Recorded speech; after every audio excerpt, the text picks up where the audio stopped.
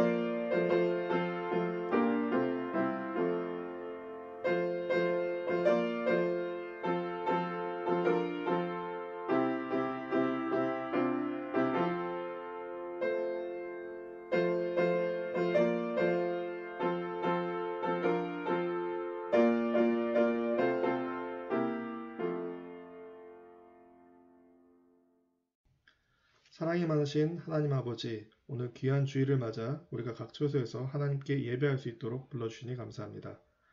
우리가 자유롭게 예배할 수 있는 것이 얼마나 귀한 복이라는 것을 이번 기회에 알게 되었으니 평생 그 복을 빼앗기지 않게 하옵소서. 하나님, 지금 우리가 어쩔 수 없이 각기 처소에서 흩어져 예배하나 곧 하나님의 전에서 모여서 예배하는 날이 오기를 소원하오니 주께서 허락해 주시기 원합니다. 하나님은 예배받기에 합당하신 영광 중에 계신데 우리가 하나님께 예배하기에 부족함이 없는지 돌아봅니다. 하나님, 우리가 매일매일 경건에 이르기를 연습함에도 아직 우리의 믿음이 예수 그리스도의 장성한 분량까지 자라지 못하였기에 세상에 살면서 여러 가지 죄를 짓고 살아갑니다. 알면서 지은 죄 또는 죄라는 것도 인식하지 못하고 저지른 죄까지도 주님께서 보혈의 피로 씻어 주시옵소서. 하나님, 우리에게 어버이를 주셔서 이 땅에 태어나게 하시고 우리를 돌보게 해주시니 감사합니다. 부모님의 무조건적인 사랑과 헌신을 통해 우리를 향하신 하나님의 사랑을 더 알아가게 됩니다. 하나님께서 어버이에 대한 사랑을 얼마나 강조하셨는지 우리가 깨닫게 하시고 부모를 잘 공경함으로 성경을 통해 하나님께서 약속한 복을 누리게 하옵소서. 우리 부모 중에 혹시 믿음이 없는 분이 계시다면 천국의 영원한 생명을 선물하는 것이 최고의 효도임을 잊지 않고 매일 그 부모를 위해 기도하는 성도님들이 되게 해주시기를 원합니다. 하나님, 현재 전 세계에 코로나 바이러스가 창궐하여 많은 사람이 죽고 병들었으며 사람들의 일상생활이 무너지고 있습니다. 비단 저개발 국가뿐만 아니라 소위 선진국이라는 나라조차 속수무책으로 많은 생명을 잃고 있습니다. 이런 큰 어려움을 허락하신 하나님의 뜻이 무엇인지 우리가 아직 확실히 알지는 못합니다. 그러나 하나님의 계획의 신실하심과 완전하심을 신뢰합니다. 하나님의 뜻을 온전히 이루시고 그것을 통해 영광을 받아 주시옵소서. 먼저 대한민국에서는 이번 사태를 통해 그 해악이 온 국민에게 드러난 신천지와 그 이외의 이단의 세력들이 무너지는 계기가 되기를 소원합니다. 영혼을 노략질을 당한 사람들이 깨닫고 돌아와 생명을 얻는 역사가 있게 하옵소서. 이곳 미국에서도 사람들이 인생의 덧없음을 깨닫게 해주시고 물질 만능주의 사상에서 벗어나 다시 한번 영적 대각성 운동이 일어나게 하옵소서. 하나님, 특히 도미니카 선교지를 기억하여 주시옵소서. 선교사님과 그 선교지에 있는 사람들에게 필요한 것들을 공급해 주시고 바이러스가 침범하지 못하도록 지켜주시옵소서. 무엇보다도 선교사님이 복음을 전할 때에 사람들이 듣고 구원받게 하옵소서. 혹시 우리 성도들 가운데 질병으로 고통받는 사람들이 있습니까? 주께서 치료해 주시고 그분들이 건강한 몸으로 주님의 일을 감당하게 하옵소서. 하나님, 교회에 여러 기관이 있습니다. 모든 기관들이 살아 움직이게 하시고 주님의 몸된 교회를 바르게 세워가기에 부족함이 없게 하소서. 오늘 하나님의 말씀을 전해주실 목사님께도 함께 해주셔서 말씀에 능력 있게 해주시고 저희는 말씀을 사모함으로 잘 받아 삶 속에서 결실하게 하여 주시옵소서. 우리 예배를 통해 주께서만 영광 받아 주시옵소서. 모든 말씀 예수 그리스도의 이름으로 기도드립니다. 아멘.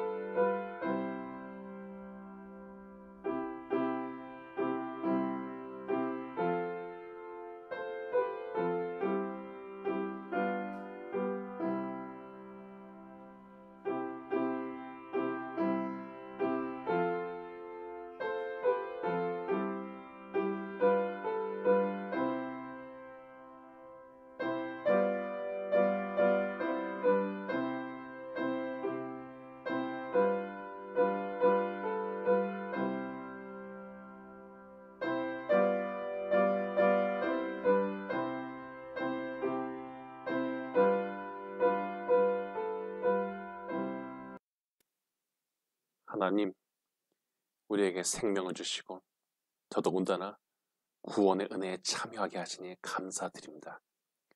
구원의 가치를 알고 소중히 여기며 마음속에 항상 주님을 기쁘시게 해드리고자 하는 의지가 있게 하여 주시옵소서. 죽음과 어려움이 우리의 마음을 두렵게 하는 이때에 하나님의 자녀에게 주시는 보호하심을 간구하오니 육체와 마음을 지켜주시고 더 겸손한 마음으로 하나님께 기도하고 예물을 드리는 성도가 되게 하여 주시옵소서. 잃어버린 것들이 많은 이때이지만 오늘날까지 도와주신 하나님을 생각하며 받은 복을 돌아보게 하옵시고, 고민 중에 있는 성도님들이 있다면 지혜를 주시고 선한 도우심을 더하시옵소서. 이 예물에 우리의 믿음과 중심이 담겨져 있으니 받으시고 영광 받으시옵소서. 예수님의 이름으로 기도합니다. 아멘.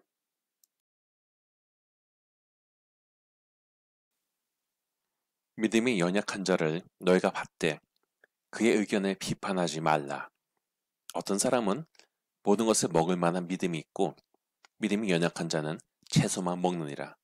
먹는 자는 먹지 않는 자를 업신여기지 말고 먹지 않는 자는 먹는 자를 비판하지 말라. 이는 하나님이 그를 받으셨음이라.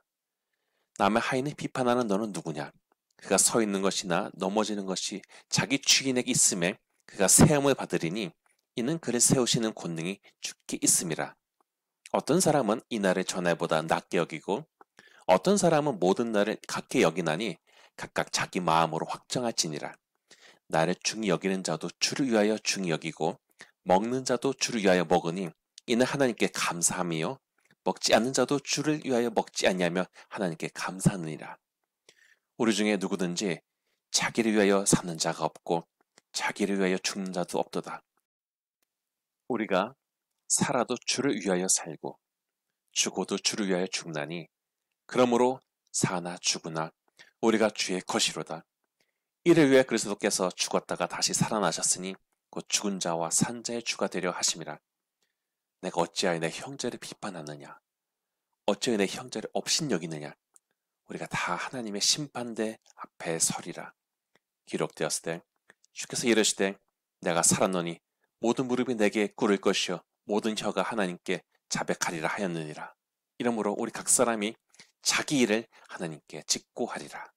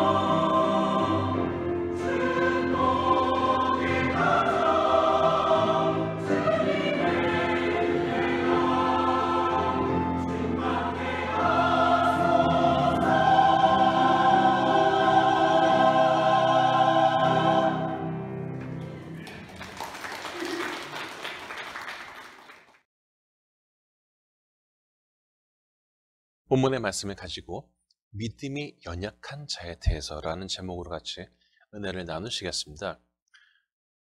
로마서는 16장으로 구성되어 있고요.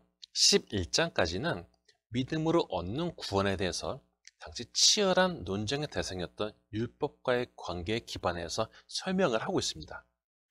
그리고 이제 믿음으로 확신을 얻게 된 신자가 어떻게 살아야 하는지 내용이 12장부터 적혀 있는 것이죠. 그러니 우리가 이론적으로 신앙에 대한 이해를 얻는 것은 그냥 말잔치만 풍성하게 하거나 혹은 지식의 상태에만 머물게 하는 것이 아니라 그것이 현실 세계에서 적용시킬 만한 근거가 되어져야 된다는 것입니다. 물론 신앙적으로 바른 이론의 안내를 받는 것은 굉장히 중요합니다. 왜냐하면 현실에서 부딪히는 문제들은 수많은 질문과 고민을 우리에게 던지기 때문입니다. 이러한 때 어떻게 분별해야 할지를 알고 방향을 정해야지 일관되고 힘있는 결정과 행동을 할 수가 있는 것입니다. 그리고 어떤 가르침도 현장에서 그것이 자신의 생활이나 행동을 통해서 체험되어야지 더욱더 강력하고 확고하게 자신의 정신 속에 자리를 잡게 되는 것입니다.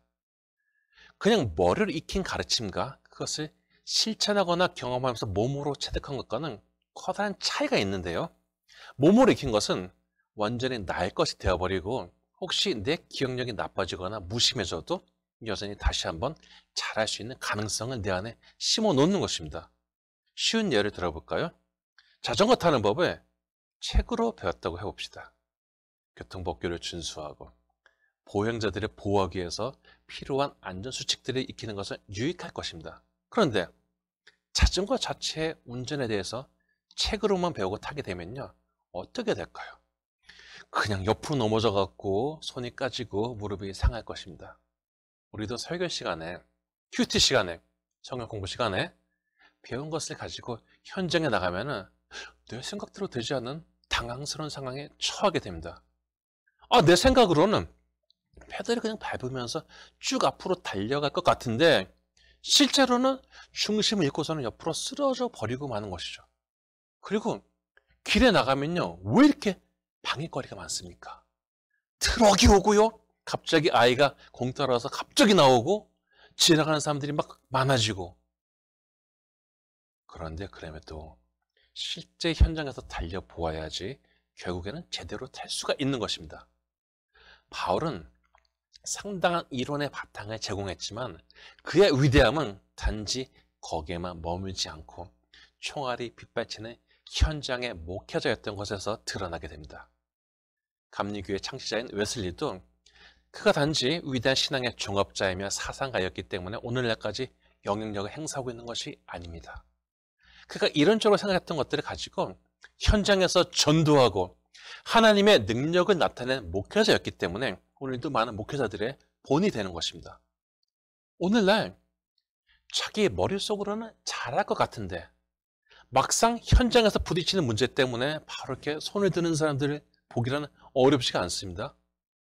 자기가 현장에 책임이 없을 때는 현장에 있는 사람들이 비난하면서 이래야 된다 저래야 된다 라고 막 훈수를 두면서 난리치던 사람에게 그렇다면 당신이 해보십시오 라고 맡긴다면요.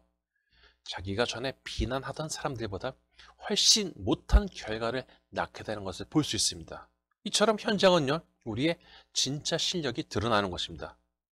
아무런 방해나 거침이 없는 그런 교실에서 자기 하고 싶은 대로 이야기하는 신학자들을 많이 본 저로서는 현장에서 아무런 울림도 없을 공허한 가르침에 마음이 울적했던 기억이 있습니다.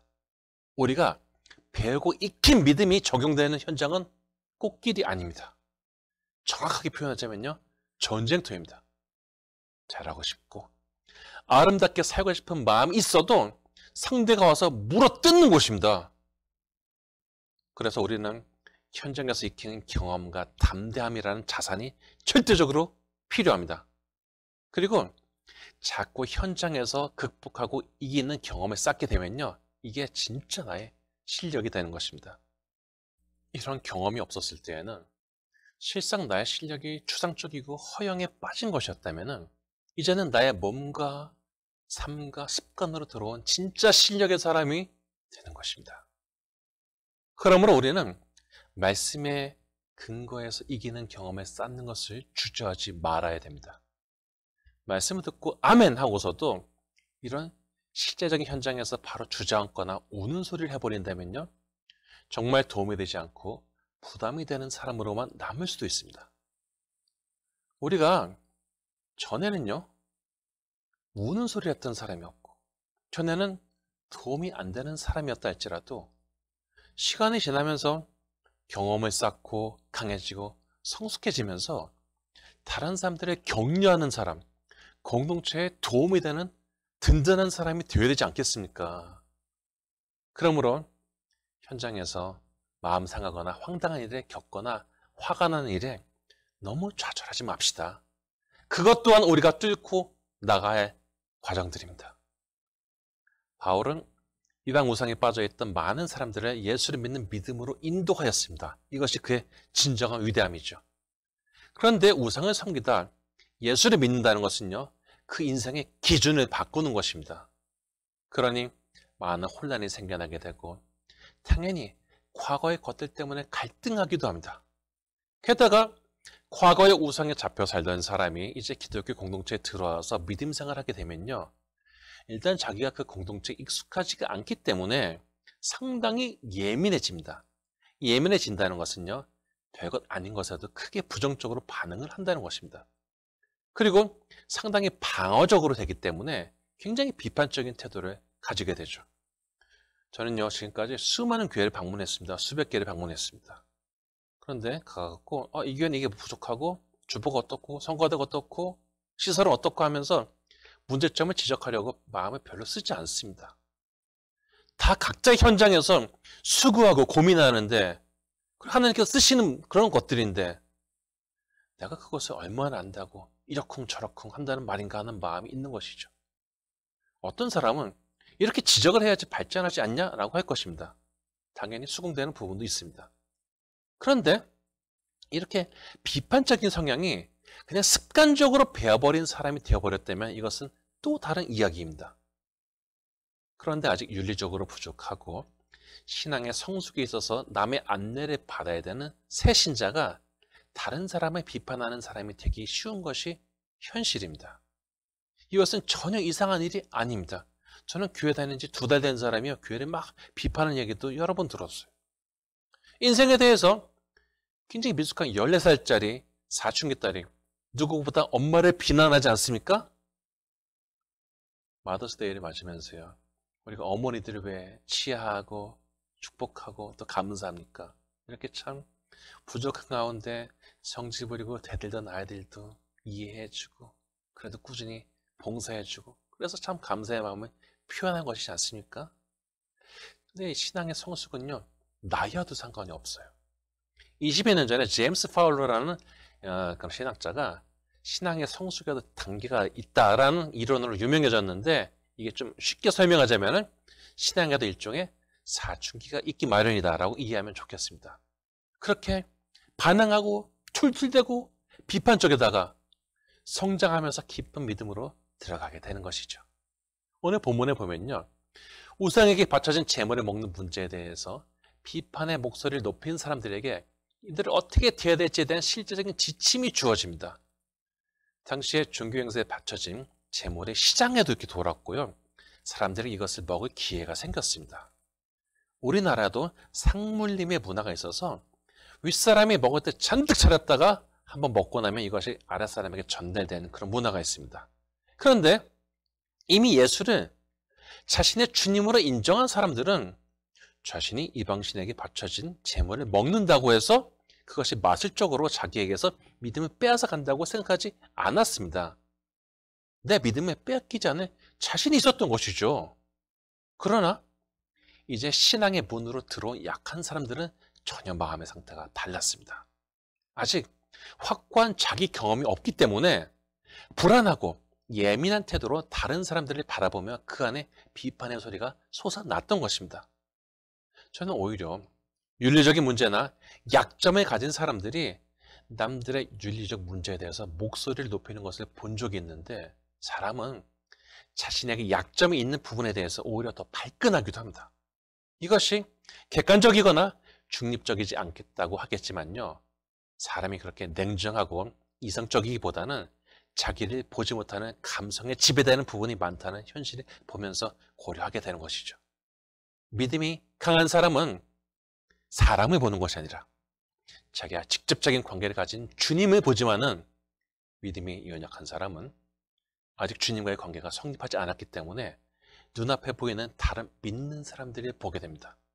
그러면서 오히려 스스로에게 커다란 약점이나 분노나 열등감이 느껴질 때 다른 사람을 비난하면서 스스로의 감정을 삭히게 됩니다.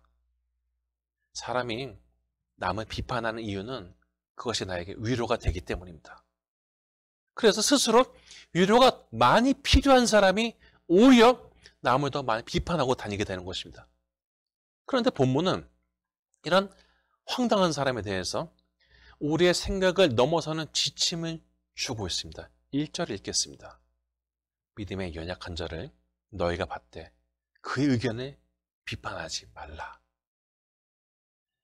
믿음의 연약한 사람들을 안으로 들이면 당연히 엉뚱한 비판의 소리가 들리겠지만은 그것을 수용하라는 것입니다.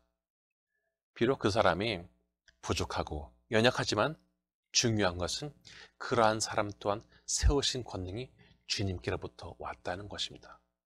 5절에 6절에 보면은 어떤 내일을 중요하게 생각하는 사람들에 대해서 말을 합니다. 그런데 날이 중요하다 아니다라는 그런 결론을 내는 것이 아니라 이런 다양성 속에서도 그 중심이 하나님께 감사하는 것으로 가게 해야 함을 알게 합니다. 쉬운 예를 들어볼까요? 젊은 남녀가 연애를 하게 되었어요. 요새 20대를 보면요, 제가 젊었을 때 없었던 날들이 막 추가되었어요. 과거에도 생일이나 발렌타인, 화이트데이 이런 날들이 챙겨주었지만 요새는 사귄 지 100일, 200일, 1년 이런 식으로 기념일이 늘어나지 않습니까? 여자는요, 사귄 지 200일이 되었으면 이날에 기념하고 싶어 하지만은 남자는 지금 만나고 있는데 200이라는 숫자가 왜 중요한지 도무지 모르겠습니다. 이러다 보니까 결국 이런 문제로 싸우게 되는 것입니다.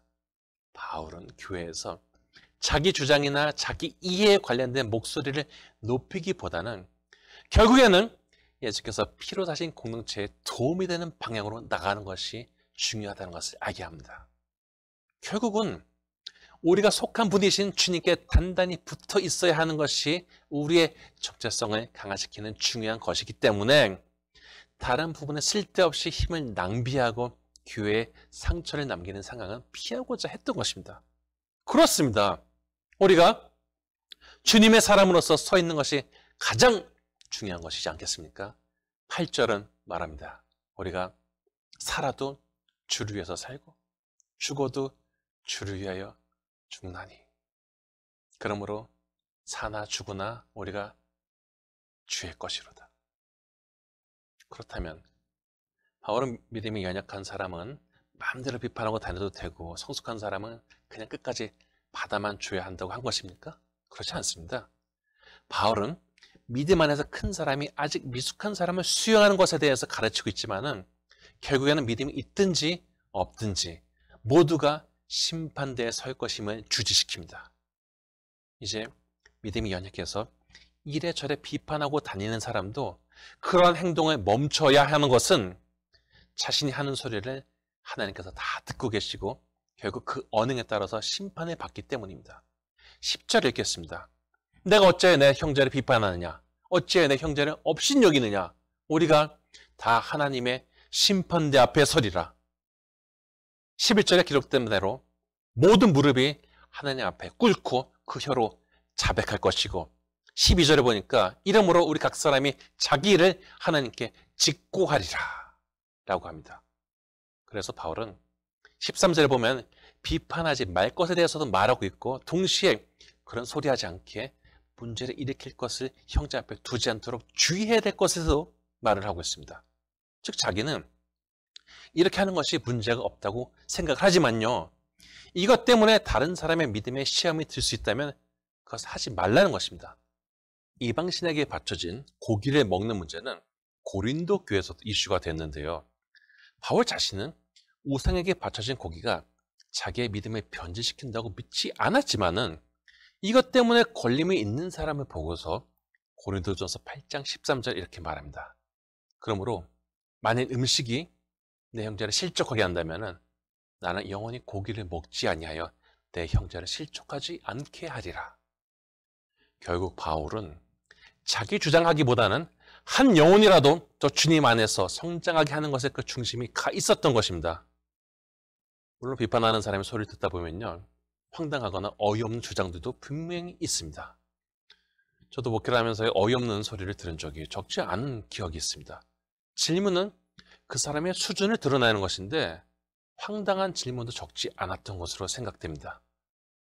제가 젊었을 때 안산지방 청년연합회를 지도하면서요, 매주 월요일 모여갖고 성경 공부를 했는데 어느 30대의 청년이 자기가 다니는 공장에서 어떤 사람을 전도하려고 하였는데 이 사람의 교회 가기를 거부하는 이유에 대해서 설명하기를, 자기가 아침마다 통근버스를 타고 출근하는데 여러분 새벽에 버스에서 뭐 하겠습니까? 다 졸지 않겠습니까? 요새처럼 스마트폰 이렇게 있는 시대도 아니었고요. 그런데 한 직원이 목사 아들인데 입을 벌리고 이렇게 잔다는 겁니다. 아니, 목사들이 입을 벌리고 어떻게 잘 수가 있어? 그래서 자기는 교회에 갈 수 없다고 했다는 것입니다. 목사들로 살면서 어린 나이에 조금만 까불어도 주변 친구들에게 너 목사들 왜 까불어? 라는 소리를 듣고 컸던 제 입장에서는 황당한 소리였습니다. 그러나 현장에서 실제로 이렇게 황당한 소리를 들을 수도 있습니다. 애초에 바른 판단과 올바른 비교 대상을 구분할 줄 아는 사람이라면 이런 생각을 하지도 않았을 것입니다. 신앙생활하면서 겪는 이러한 일들은 저런 사람도 상대해야 하나 하는 회의적인 마음을 품게 합니다. 그런데 15장 7절을 보면은 이렇게 적혀 있습니다. 그러므로 그리스도께서 우리를 받아 하나님께 영광을 돌리신과 같이 너희도 서로 받으라. 목회를 하면서 가장 보람 있는 순간은 전에는 별것 아닌 것에 잡혀서 분노하고 비판에 빠졌던 사람이 이제는 그 마음이 커지고 신앙의 품격이 성장해서 과거에 미숙한 자신에 벗어나는 것을 볼 때입니다. 이때가 가장 자랑스럽고 보람 있습니다. 그리고 우리가 더더욱 자신의 믿음을 강하게 유지해 나가고 발전시켜야만이 마음속에 비판이 가득 찬 상태로 전락하지 않게 되는 것입니다. 몇 년 전에 교인들과 같이 윷놀이를 했는데 제목이 천국 윷놀이에요. 원래 윷놀이는 말이 4개가 나가잖아요. 근데 이거는 하나만 나가면 돼요. 하나만 천국 가면 이기는 그런 게임입니다. 근데 가다가 신앙적으로 선한 것에 멈추면 더 높은 곳으로 격상되고 나가기 직전에 교만에 걸리면요, 다시 처음으로 떨어져 버리고 맙니다.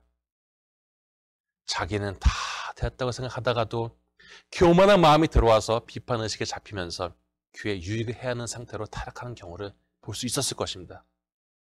저는 과거보다 자신이 컸다고 생각하던 사람이 믿음이 어린 사람을 안타까워하고 속상해하다가 자기가 그 사람과 똑같은 시험에 빠지는 것을 보았습니다. 누구도 교만한 소리를 내면서 스스로를 과신하면 안 됩니다. 어쩌면 믿음이 약한 자를 받는다는 것 자체가 우리 안에 교만을 넘어서는 실행을 하고 있다는 생각이 들었습니다. 15장 1절을 보면은 믿음이 강한 우리는 마땅히 믿음이 약한 자의 약점을 담당하고 자기를 기쁘게 하지 아니할 것이다 라고 합니다. 사람이 자기 주장대로 되지 않으면 기분 나쁩니다.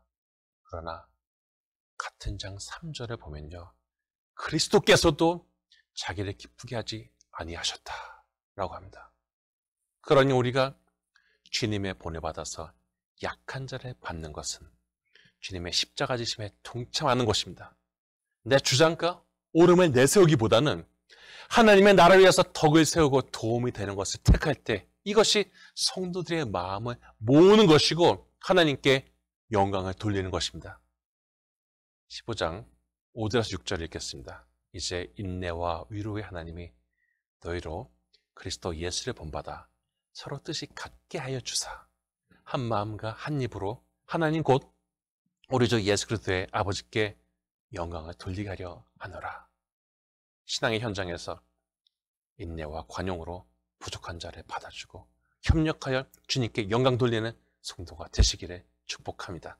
바라옵기는 그 믿음의 상태가 어디에 있든지 주님의 것이 되기를 지향하는 가운데 주님의 공동체에 도움이 되고 유익이 되는 성도. 그러므로 우리를 위하여 자신의 기쁨을 저버리신 주님을 기쁘시게 해드리는 복된 성도가 다 되시기를 주님의 이름으로 축원합니다. 하나님, 우리가 신앙생활 하면서 내 감정대로 하지 않게 하여 주시옵소서. 마음에 들지 않고 기분이 상하는 일이 있다 할지라도 혈기에 휩싸이기보다는 예수님의 고난을 생각하면서 다시 한번 자신을 제어하고 다듬을 수 있는 역량을 가진 성도가 되어지게 하옵소서. 비록 화나게 하고 힘 빠지게 하는 사람을 보게 된다 할지라도 거기에도 하나님의 선하신 의도가 있는 줄 믿사오니 주님을 바라보면서 그것 또한 이길 만한 능력이 있게 하여 주시옵소서. 우리가 주님이 주시는 힘이 없으면 신앙생활을 흔들림 없이 지속해 나갈 수가 없습니다. 그러나 하나님만을 바라보는 자에게 힘을 주시고 능력을 주시는 분이 하나님이신 줄 믿사오니 이러한 공급을 받는 가운데 더 큰 그릇으로 타인의 과오를 수용할 수 있는 믿음의 큰 사람들이 되게 하여 주시옵소서. 신앙인생의 마지막에 이르러 부끄럼 없이 귀한 열매를 들고 하나님 앞에 서는 성도가 되고 싶습니다. 이것을 통하여 하나님께 영광 돌리게 하옵소서. 예수님의 이름으로 기도합니다. 아멘.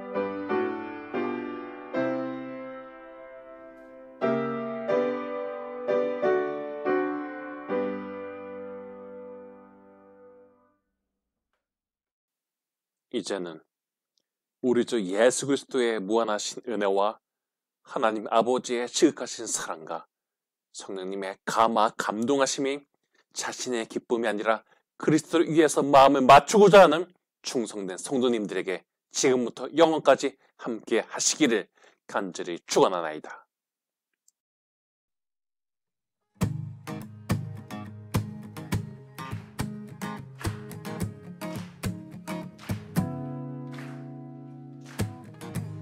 고된 하루를 보내고 그저 주 앞에 나와 내 모든 짐을 내려놓고 쌓인 모든 아픔과 내 모든 눈물 닦아주사 날 안아주시네.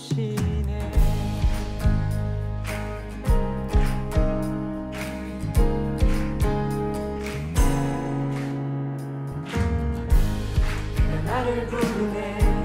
내게 찾아오셨네. 나의 모든 아픔 대신 지려 이제 자유로 얻었네. 내 모든 노래 주만 위해 난 찬양하리라. 나의 모든 것 주께 속했네. 영원히 주가 되었네. 늘 함께 하시니 자유해. 그 은혜 가운데 난 살아가리라.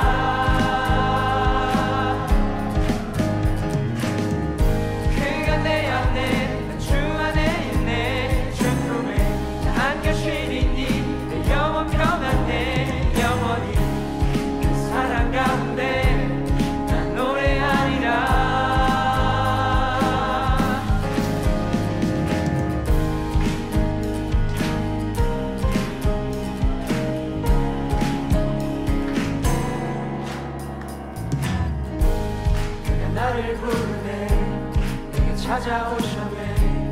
나의 모든 아픔 대신 지려 이제 자유를 얻었네. 내 모든 노래 주만 위해 난 찬양하리라.